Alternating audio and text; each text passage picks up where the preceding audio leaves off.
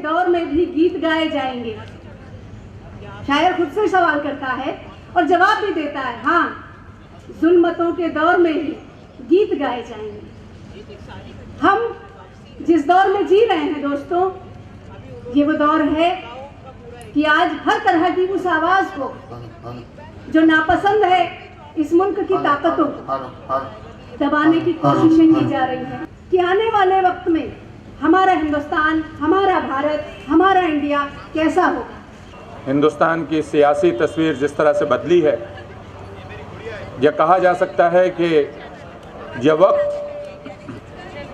आज़ादी के बाद हिंदुस्तान के जनतंत्र, उसके जमहूरियत के लिए सबसे कड़ा वक्त है। मैं यह मानता हूं कि यह इमरजेंसी से भी ज़्यादा सख्त वक्त है। इस देश के अलग अलग हिस्से में और दिल्ली में किसानों का आंदोलन लगातार तेज हो रहा है, लेकिन दूसरी तरफ हिंदुस्तान को सबसे बड़ा खतरा उस दल से है जो दल अभी केंद्रीय सरकार में है। लहू पुकारता है, हर तरफ पुकारता है। सहर हो, शाम हो, खामोशी हो के हंगामा। सहर हो, शाम हो, खामोशी हो के हंगामा। जिलों में गम हो के बज़्मे निशात आराई। चाहे खुशी हो या गम हो, जिलों में गम हो के बज़्मे निशात आराई लहू पुकारता है। हमारे लोकतंत्र पर एक बहुत बड़ा हमला करने की कोशिश की जा रही है। मैं ये स्पष्ट कर दूं, ये जो चर्चों पे हमले हो रहे हैं, मुसलमानों के खिलाफ जो काम हो रहा है, ये केवल उन अल्पसंख्यकों पर ही हमला नहीं है। ये उन अल्पसंख्यकों पर तो हमला है, साथ ही साथ हमारे जो लोकतंत्र के मूल्य हैं, संविधान के मूल्य हैं, उन पर एक बहुत बड़ा हमला है। और ये एक दिखने वाली चीज़ है कि धार्मिक अल्पसंख्यकों पर हमला हो रहा है, साथ ही साथ समाज के मजदूर, गरीब किसान, महिलाओं के अधिकार, दलितों के अधिकार, आदिवासियों के अधिकार, इन सब पर एक बहुत बड़ा खतरा आने की संभावना है। उस दिशा में हमारा समाज आगे चल रहा है। हम लोग को बताया गया, जब हम लोग इस प्रोफेशन में आए, जर्नलिज्म में 1980s में, जब बड़े बड़े एडिटर होते थे, जब कॉर्पोरेट और बिजनेस कंट्रोल हमें नहीं करता था, जब प्रोफेशनल जैसे मलगोंकर और एडिटर नारायणन और चेलापति राव और पता नहीं कितने सारे लोग, कुलदीप नायर, जो एक आवाज़ उठाने वाले लोग थे, उन्होंने हमें यह सिखाया था कि हर जर्नलिस्ट का फर्ज है कि कॉन्स्टिट्यूशन ऑफ इंडिया, हमारे जो आइन है, उसको प्रोटेक्ट करो। एज ए जर्नलिस्ट आप ना मुसलमान हो, ना हिंदू हो, ना आपकी गीता है, ना कुरान है, आपकी खाली कॉन्स्टिट्यूशन ऑफ इंडिया है और द लॉ है, आप उस पर चलिए। हम इस बात को नहीं समझ रहे हैं कि जो इस देश पर विचारधारा हुकूमत कर रही है, उसने घुसपैठ किस हद तक ब्यूरोक्रेसी में, पुलिस में, जुडिशरी में और मीडिया में किस हद तक इन्होंने अपनी घुसपैठ कर ली है। और ये विचारधारा से जो लोग ग्रसित हैं, जिनको ये मानते हैं, वो नियम, कानून, कायदा और संवैधानिक प्रजातांत्रिक व्यवस्था के मूल रूप से वाकिफ नहीं है। आज हम कह सकते हैं कि आरएसएस का जो जत्था है, वो जत्था गलियारों में केवल नहीं है, आज वो जत्था हमारी सत्ता की केंद्र में आया है। और इसलिए ये सरकार, जो हम मोदी सरकार इसको कहते हैं, ये सरकार केवल मोदी सरकार नहीं, ये सरकार मोदी आरएसएस की सरकार है। और ऐसे हादसे लगातार बढ़ते जा रहे हैं। अभी चंद रोज़ पहले शमसुल इस्लाम और रामशरण जोशी और कमल नयन काबरा जी जैसे वरिष्ठ लोगों पर भी अखिल भारतीय विद्यार्थी परिषद के लोगों ने हमला बोला। हालांकि इन लोगों का वहाँ पर कोई बाल बांका नहीं हुआ, लेकिन तोड़फोड़ की और जो सच्ची बातें हैं उनको सुनने की ताब उन लोगों के भीतर नहीं। तो आने वाले दिनों के लिए साथियों, अगर फैसिज्म को दूर रखना है, जैसे वकील जजेस खुद ही अपना अपना फाइट करते हैं फैसिज्म के खिलाफ, जैसे आप लोग करते हैं, शायद भविष्य में एक दिन आएगा जब मोदी को ये मालूम होगा कि हालांकि उसने इलेक्शन जीत लिया, लेकिन लोग एकदम ऐसा चुप नहीं रहेगा और बोलते रहेगा, संघर्ष करते रहेगा, और इलीगल काम के लिए, मोदी के सारे इलीगल काम के लिए हम लोग बोलते रहेगा। ये हमारा काम है। हम इस मुल्क को बचाने के लिए हर कदम पर लड़े हैं और लड़ेंगे। हम ये बताना चाहते हैं इस मोदी सरकार को। साथियों, 700 से ज्यादा दंगे, छोटे मोटे दंगे हुए हैं। 300 दिन के अंदर 700 दंगे माने रखते हैं। कभी भी हिंदुस्तान की आजादी के बाद कभी ऐसा नहीं हुआ कि इस तरह से लगातार दंगे हुए हों। मुजफ्फरनगर के अंदर दंगे करवाने के बाद भाजपा को वहां से सीटें मिली और अमित शाह का छाती चौड़ी हो गई, ये सोच करके ये सबसे आसान तरीका है, खून बहाओ, लाशों की सीढ़ी बनाओ और पार्लियामेंट में पहुंचो। शर्म आनी चाहिए, शर्म आनी चाहिए इस सरकार को जो आज लाशों की गिनती के ऊपर अपनी सरकार चलाना चाहती है। पिछले दिनों आपने देखा नागालैंड दीमापुर में क्या वाकया हुआ, कौन लोग थे उसके पीछे। जिस इंसान को 2000 की भीड़ ने जेल से खींचकर सड़क पर सरेआम 7 किलोमीटर तक घसीटकर नंगा किया, मारा और उसको मौत की नींद सुला दिया। सवाल बहुत सारे हैं। जनद्रोही सरकार है, जनता के दुश्मन सरकार है, और हम यदि इससे लड़ाई नहीं लड़ेंगे, इसके विरुद्ध हम खड़े नहीं होंगे, तो निश्चित है कि हमारे देश में लोकतंत्र को खतरा पहुंच सकता है और इसे रोकने की ज़रूरत है। इनके जितने भी हथकंडे हैं वो सबको समझना पड़ेगा और उसके विरुद्ध जो है हमें लड़ना पड़ेगा। 14 फरवरी को अगले महीने की 14 तारीख को हासोट में दंगे हुए और इसमें 52 हिंदुओं के गांव हैं और अकेला हासोट गांव मुसलमानों का है। उसको टारगेट बनाया गया और लंदन से कुछ, इंग्लैंड से टीम आई है, उसने भी कुछ मुआवजा किया, वो कुछ शूटिंग करना चाहते थे, उसको भी रोक दिया गया ताकि उन्हों को पता न चले कि देश में क्या हो रहा है।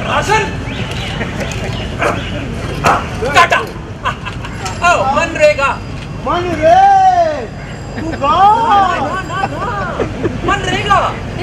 गाँव के लोगों को छोटे मोटे काम देने की योजना है। देश को चाहिए बड़े बड़े काम, हाँ, बड़ी बड़ी बिल्डिंगें, हाँ, बड़ी बड़ी सड़कें, हाँ, बड़े बड़े वाहन, हाँ, बड़े बड़े वादे, बड़े बड़े इरादे, बड़े बड़े भाषण और बड़ी बड़ी छाती।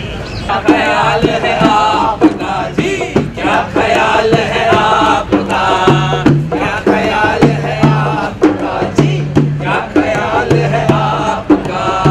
जंगल पर्वत सागर नदियाँ माल है मेरे बाप का, जो भी इस पे प्रश्न उठावे वो ही रोवे बाप का, जो भी इस पे प्रश्न उठावे वो ही रोवे बाप का।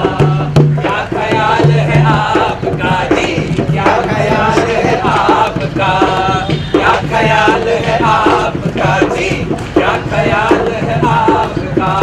सुषमा स्वराज अभी जो मंत्री भी है, फिर भी जब वो ऑपोजिशन में था बहुत बातें रखे थे महिला आरक्षण बिल के बारे में, हम अभी लाओ हम सपोर्ट करेंगे, पास करेंगे, जब ऑपोजिशन में था। और अभी पूर्ण बहुमत से बीजेपी की पार्टी सत्ता पे है, 10 महीना भी हो गया, फिर भी वो बच्चा आया नहीं। कौन सा? महिला आरक्षण की बिल। इसके बारे में कोई चर्चा भी नहीं कर रहे, कोई इशारा भी नहीं कर रहे। सुषमा स्वराज और बाकी तमाम बीजेपी की पार्टी, प्रधानमंत्री भी कुछ नहीं बोल रहे। महिला के खिलाफ अत्याचार बढ़ते जा रहे, यौन शोषण बढ़ते जा रहे, उनका शिक्षा का ऊपर जो आक्रमण हो रहे, उनको स्वास्थ्य की सुविधा नहीं मिल रहे, उनको पीने का पानी नहीं मिल रहे। ये सब महिला हिंसा नहीं है, उनके लिए सिर्फ महिला को 4-4 बच्चा पैदा करना है। ये हमें बिल्कुल इस देश की महिला, चाहे वो हिंदू हो, चाहे वो मुसलमान हो, चाहे वो ईसाई हो, कोई भी धर्म की महिला हो, चाहे वो धर्म नहीं भी हो, हमें ये मंजूर नहीं है। हमारा जो संविधान है उसके 3 प्रमुख खंबे हैं। जिस पे निरंतर नई सरकार द्वारा वार हो रहा है।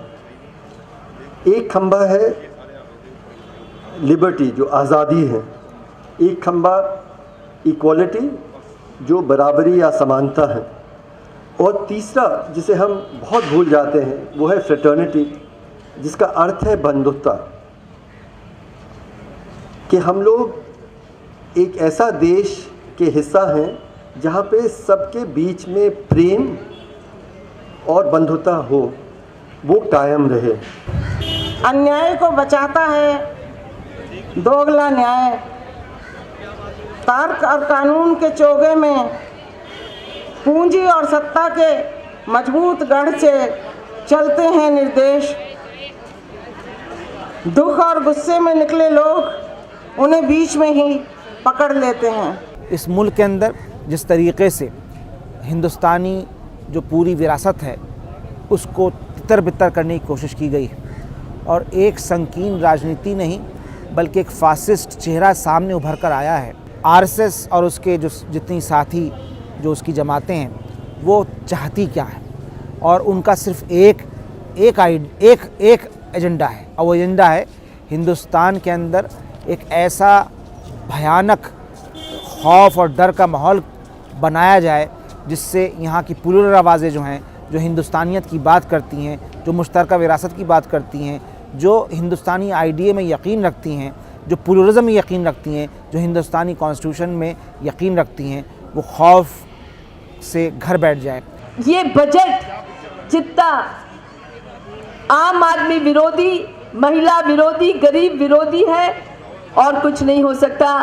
पूरी तरह से कॉर्पोरेट्स का ये बजट रहा। हर उस मत में बजट आधा कर दिया गया करीब करीब, जो गरीब व्यक्तियों के लिए था, जो आम आदमी के लिए था, जो महिलाओं के लिए था, शिक्षा से लेकर हेल्थ से लेकर ICDS प्रोग्राम से लेकर तमाम चीज़ों में बजट में कटौती कर दी गई है। आज हम हिंदुस्तानियों को, चाहे वो हिंदू हो या मुसलमान, उनको ये गौर करने की जरूरत है कि आज जो पाकिस्तान की ये हालत है वो इसलिए है कि वो मजहब की बुनियाद पर बना था, वो थियोक्रेटिक स्टेट था। आज जो यहाँ हिंदू राष्ट्र की बात कर रहे हैं, अगर खुदा न खास्ते ऐसा हुआ तो ये देश भी एक नहीं रह सकेगा, ये देश भी टुकड़े टुकड़े में बट जाएगा। और उसी दिशा में ये बढ़ाना चाहते हैं संघ परिवार के लोग। मुसलमानों को, ईसाइयों को, औरतों को टारगेटिंग पार्लियामेंट के अंदर होती है, पार्लियामेंट के बाहर होती है, घर वापसी होती है, लव जिहाद होता है, चर्च जलाए जाते हैं। ऐसा कांड होता है कि एकदम पूरा देश दुनिया के सामने शर्मिंदा हो जाता है।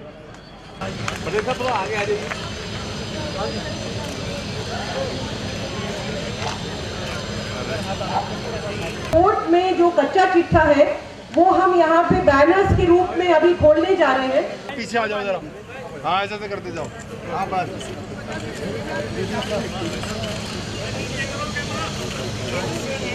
तो ये मोदी सरकार के 300 दिन की करतूतों का कच्चा चिट्ठा है, और ये इतना लंबा है कि आप देख रहे हैं कि यहाँ पे खुल नहीं पा रहा है। नशे मन के लुट जाने का गम था तो क्या गम था, यहाँ तो बेचने वालों ने चमन बेच डाला है। सत्ता में आने से पहले सबका साथ सबका विकास बहुत बढ़िया नारा दिया था। सबका साथ तो ले लिया, लेकिन सबका विकास नहीं हो रहा। विकास अगर किसी का हो रहा है तो प्रधानमंत्री जी का और भारतीय जनता पार्टी का विकास हो रहा है। नारा खोखला था, देश की जनता को गुमराह किया गया। उनका जो काम है वो अहले सियासत जाने, हमारा पैगाम मोहब्बत है जहां तक पहुंचे, और यही पैगाम घर घर तक पहुंचाना है। तो मैं आज जिन लोगों ने 300 दिन का कच्चा चिट्ठा आपके सामने रखा है, और यही साबित करता है, सिद्ध करता है कि जुल्मतों का दौर है। 1925 में जब राष्ट्रीय स्वयंसेवक संघ का गठन हो रहा था तो इस देश के अंदर आरएसएस के संस्थापक हेडगेवार ने क्या कहा था? आरएसएस के संस्थापक हेडगेवार ने यह कहा था कि हमारा उद्देश्य हिंदुस्तान से अंग्रेजों को भगाना नहीं है। हमारा उद्देश्य हिंदुस्तान में हिंदू राज को कायम करना है। उन्होंने ये भी कहा था कि वो जो जर्मनी के अंदर नाजीवादी पार्टी है वो हमारा प्रेरणा स्रोत है। हेडगवार ने यह भी कहा था कि उनका जो हिटलर लीडर है वो मेरे लिए एक आदर्श नेता है। तो हैरान क्यों कि अगर हिटलर के स्टाइल में उसको हे हिटलर वहां की जनता बोलती थी, नाजी पार्टी के गुर्गे बोलते थे, और आज संघ परिवार के लोगों को हर मीटिंगों में न्यूयॉर्क से लेके सिडनी से लेकर दूसरी जगहों पे, इवन अभी जो मॉरिशस गए या सेशल्स गए या हिंदुस्तान के किन्हीं भी जगहों पे मीटिंगें हुई और उनके संघ परिवार के ट्रेंड लोग मोदी, ये सिमिलैरिटी नहीं दिखती हमको? तो आपने सुना और जिसके बारे में हम पढ़ रहे हैं, इसके द्वारा पता होता है कि हमारा देश खतरे में है, हमारा संविधान खतरे में है। जो मूल्य हमारे संविधान में है, जैसे न्याय, आज़ादी, समानता, भाईचारा, इसके ऊपर हमला हो रहा है। हर संगी ये बजरंगी टोली, संगी ये बजरंगी टोली, और झंडे पे कमल है हाथ में चाकू, झंडे पे कमल है हाथ में चाकू, और सेवक खुद को बोले ये मोदी, सेवक खुद को बोले ये मोदी, सत्ता में बैठे, सत्ता में बैठे गांधी के हत्यारे, लोगों के हत्यारे, सत्ता में बैठे हैं देखो लोगों के हत्यारे, हाथ रंगे हैं इनके खून में साथ। किसे याद हैं वे बस्तियां जो मैंने रौंद कर छोड़ दी, वे घर जो मैंने जलाकर खाक कर दिए, वे निहायत मामूली लोग, बदनसीब औरतें, बच्चे और बूढ़े आग की लपटों में बदहवास दौड़ते और गिरते, उनकी चीखें किसे याद? जब कहा जाता था कि मैं अपनी गलती मान लूं या माफ़ी मांग लूं, तो मैं मन ही मन इस पर हंसता था और अपने आप से कहता था कि मूर्खो, तुम्हें पता ही नहीं कि तुम किस वक्त में रहते हो। महात्मा गांधी जैसे व्यक्ति, जिनको कट्टरवाद सोच ने जिनकी हत्या करी, सांप्रदायिकता की सोच ने जिनकी हत्या करी, वो सांप्रदायिकता की सोच रखने वाले लोग, वो कट्टरवाद समर्थन करने वाले लोग आज गांधी जी के जन्मदिन के ऊपर उनका चश्मा का प्रतीक चिन्ह लगा करके आज स्वच्छ भारत अभियान केवल इसलिए करना चाहते हैं ताकि वो उनको गांधी जी को अपना सके और अपना अमली जामा पहना सके।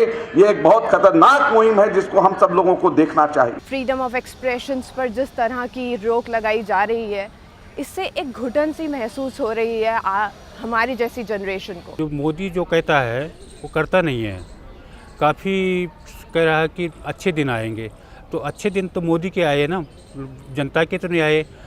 किसानों के कितने बुरे हाल हैं। नरेंद्र मोदी चुनाव के समय में जब भाषण कर रहे थे तो भाषण में 100 दिनों के अंदर देश के बाहर 26 लाख करोड़ रुपया काला धन का जमा है, 100 दिन के अंदर हम ले आवेंगे, यहाँ पर जितना खाता है सब खाता में हम 15-15 लाख रुपया जमा करा दें। अब लोग खोज रहा है खाता लेकर के, जो भाई 15 पैसा उसमें जमा नहीं हुआ, कहाँ गया नरेंद्र मोदी? और कैसे कहा 100 दिन में लाऊंगा और 300 दिन में अब कहता है। तो चुनाव के समय में जुमला बोले थे, जुमला। आज दिल्ली के अंदर जो प्रधानमंत्री अपने को किस्मत वाला कहता था कि ये तो मेरी किस्मत है कि अंतर्राष्ट्रीय बाजार में तेल के दाम कम हो गए, मैं किस्मत वाला हूं। मैं कहना चाहता हूं कि तुम किस्मत वाले हो या तुम बदकिस्मत हो कि आज देश का किसान बर्बाद हो रहा है। सिर्फ तुम ही बर्बाद नहीं कर रहे उनकी भूमि अधिकृत करके, बल्कि तुम इतने बदकिस्मती हो कि आज ऊपर वाला भी बेमौसम बारिश करके इस उत्तर भारत के किसान को बर्बाद कर चुका है। साथियों, मैं सिर्फ इतना कहना चाहता हूं कि आपके हमारे सबके इस आंदोलन में हम लोगों को मिल करके आगे बढ़ना है। इन्हीं अल्फाजों के साथ मैं अपनी बात खत्म करता हूं कि हमारा जो ये संकल्प है कि हम फासीवादी ताकतों को इस देश में खुलेआम नहीं घूमने देंगे। मैं इन्हीं अल्फाजों के साथ अपनी बात खत्म करता हूं कि राह दुश्वार से गुजरो तो खबर कर देना, राह दुश्वार से गुजरो तो खबर कर देना, गम के दरिया में उतरो तो खबर कर देना, मैं चला आऊंगा देहरी ने मोहब्बत ठहरी, तुम अगर टूट के बिखरो तो खबर कर देना। जय हिंद जय। और हमारा लोकतंत्र, इसकी बुनियाद में जो मूल्य हैं आज उन सब पर खतरा है, चाहे सामाजिक हो, चाहे गांधी जी हो, वहाँ से लेकर के पेरुमल मुरुगन नामक लेखक तक पर खतरा है आज। और ये सारे मूल्य, सारी विरासत हमारी, सारी परंपराएं जो हैं, इन पर एक भयानक संकट मंडरा रहा है। और ये सांस्कृतिक फाशीवाद, भले ही नरेंद्र मोदी का विकास का कार्यक्रम टाएं फिस हो गया हो, लेकिन संघ परिवार का जो सांस्कृतिक फाशीवाद का कार्यक्रम है वो बड़ी कामयाबी के साथ चल रहा है। और एक हमारे समाज का एक हिंदूकरण, व्यापक हिंदूकरण करने की योजना है, इसका पूरा षड्यंत्र जो है ये बाकायदा चल रहा है। इस मामले में हमें बहुत सावधान रहने की ज़रूरत है। ये लड़ाई बहुत मुश्किल है और इसको हम एक संयुक्त मोर्चा बनाकर ही लड़ सकते हैं। हम क्या पहनेंगे, क्या खाएंगे, किसके साथ रहेंगे, हर चीज़ पे अंकुश है। कलाकारों के ऊपर हमले हैं। तमिलनाडु में पेरुमल मुरुगन के ऊपर हमला हुआ और उनके ऐसे हालात हो गए कि उनको ये कहना पड़ा कि मैं आज से लिखना ही बंद कर रहा हूँ। इससे ज़्यादा शर्मनाक कोई बात नहीं हो सकती कि एक इतना बड़ा राइटर ये कह दे कि मैं जीते जी मर गया, मेरी राइटिंग मर गई, मेरी लिखाई मर गई। घड़ी घड़ी घड़ियाल बजावे, रेल वसल दी पे आ कटावे, घड़ी घड़ी घड़ियाल बजावे, रेल वसल दी पे आ कटावे, मेरे मन दी बात ना भावे, मेरे मन दी बात ना भावे, हथों जा सुटो घड़ियाल नी, मेरा पिया घर आया हो लाल नी, मेरा पिया घर आया हो लाल नी।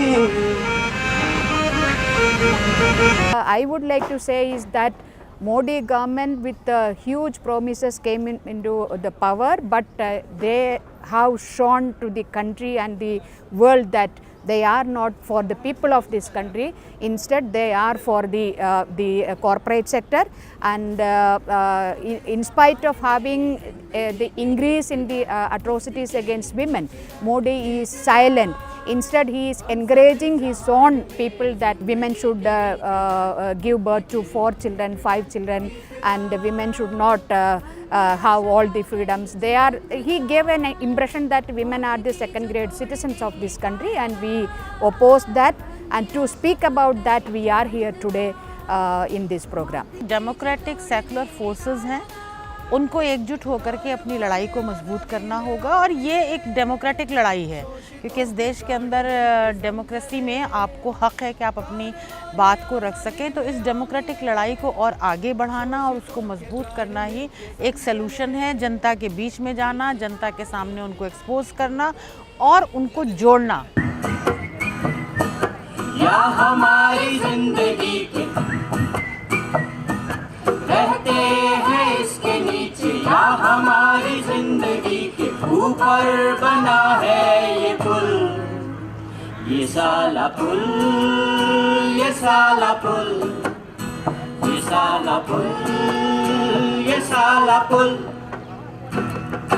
Hurra papa, hurra papa, hurra papa pop, hurra papa, hurra papa, hurra papa.